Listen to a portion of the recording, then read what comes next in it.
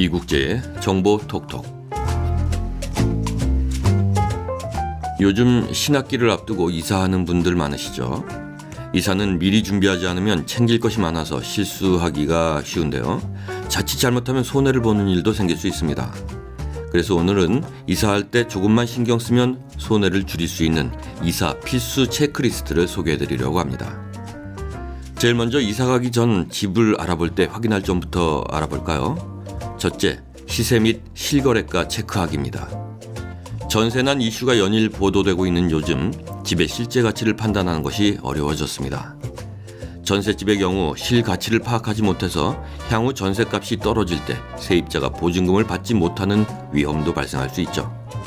따라서 집의 상태와 더불어서 주변의 시세와 실거래가를 반드시 확인하는 것이 중요합니다. 지역의 시세 등을 먼저 확인하고 자신의 자금 사정과 비교해서 매물로 나온 집을 알아보세요. 부동산 시세와 실거래가는 국토교통부에서 운영하는 국토교통부 실거래가 공개 시스템에서 확인할 수 있는데요. 전국의 아파트, 다세대, 연립, 단독, 다가구의 매매 가격과 전월세 실거래 가격에 대한 자세한 내용을 확인해 보실 수 있습니다. 둘째, 불편하게 집 알아보기입니다. 집은 이사 성수기보다 비수기에 알아보는 것이 좋습니다. 특히 집 상태를 알아볼 때는 겨울이나 장마철에 알아보는 것이 더 좋은데요. 누수나 곰팡이, 환기 상태, 침수 여부, 동파 사고, 주차, 진입로 결빙 상태 등 집의 환경을 가장 잘 파악할 수 있기 때문이죠. 불편하더라도 많이 어려운 시기에 찾아봐야 자신에게 적합한 집을 제대로 찾을 확률이 높아집니다. 또한 같은 집을 여러 번 방문해야 보지 못한 단점이 눈에 들어오고 단점이었던 것이 장점이 됩니다. 그리고 집을 알아볼 때는 화면에 보이는 체크리스트를 가지고 다니면 큰 도움이 될 것입니다.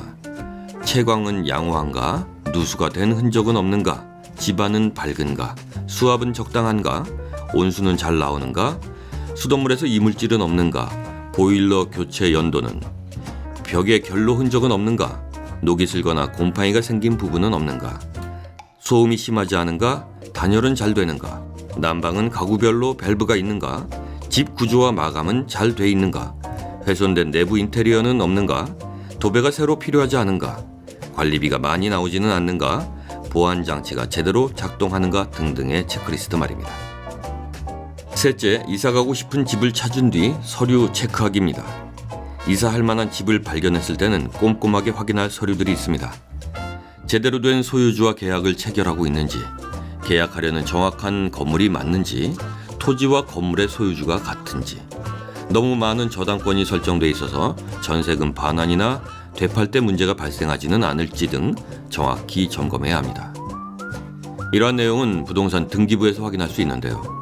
누구나 등기소를 방문하거나 무인 발급기, 인터넷을 통해 말소사항이 포함된 등기사항 증명서를 발급받을 수 있습니다.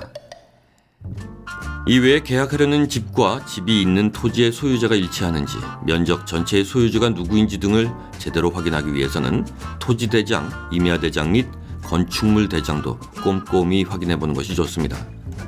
부동산 거래가 복잡한 도심에서는 토지 소유주, 건물주, 계약자 등이 다르거나 투자를 위해 건물만 짓고 관리를 제대로 하지 않는 등의 문제가 발생할 수 있으니까 본인의 성향에 맞게 관련 서류를 꼼꼼히 체크하는 자세가 필요합니다.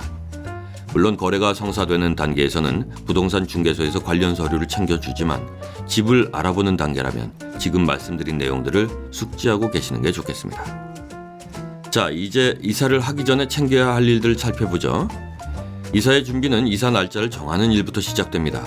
우리나라 사람들은 대부분 손 없는 날을 이삿날로 선호하는 편인데요.